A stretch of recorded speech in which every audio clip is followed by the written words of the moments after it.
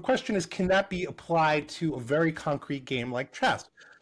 It's going to be tough if you're playing Bullet against an 8-year-old, but I don't know. I do think that, it makes some sense. Like, I always used to consider a draw, and I would always play, I would never play for a position with a draw in it, basically.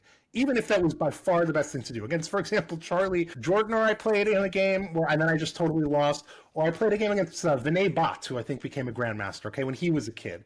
I had a choice between just accepting this rook and pawn ending as a draw, or letting his rook into my position, start just like taking all my pawns, and then I'm like barely can hold a draw. And after the game, he's like, why did you do this? And what could I say? I was like, well, I thought the other thing was a draw. I mean, that's the stupidest reason possible, right?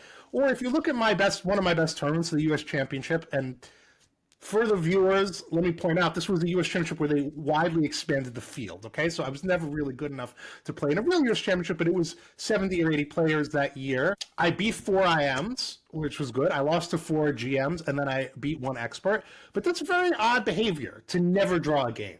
Okay, and I think that will be corrected now. Now I'm ready for a draw. Many people offered me a draw. I didn't take it. Now I'm available. If you want to draw, you're higher rated. I'm not like desperate to beat you. I'm not. Who do I think I am?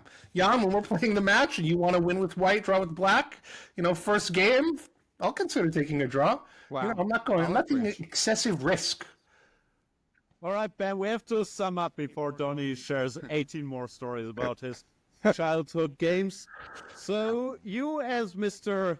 Adult Improver, like you talk to people constantly about how to improve as an adult.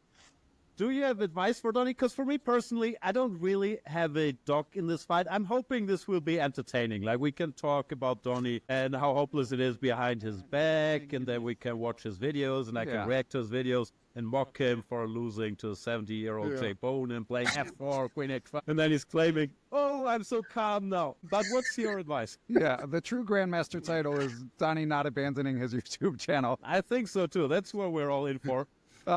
Yeah. I mean, obviously, the tried and true advice is he's got to play. I would point Donny, obviously, you can't keep up with the entire catalog of Perpetual Chess Podcast, but I did recently interview I am now turned GM Mark Heyman, who has a story not that dissimilar from yours because he was a top Scholastic player.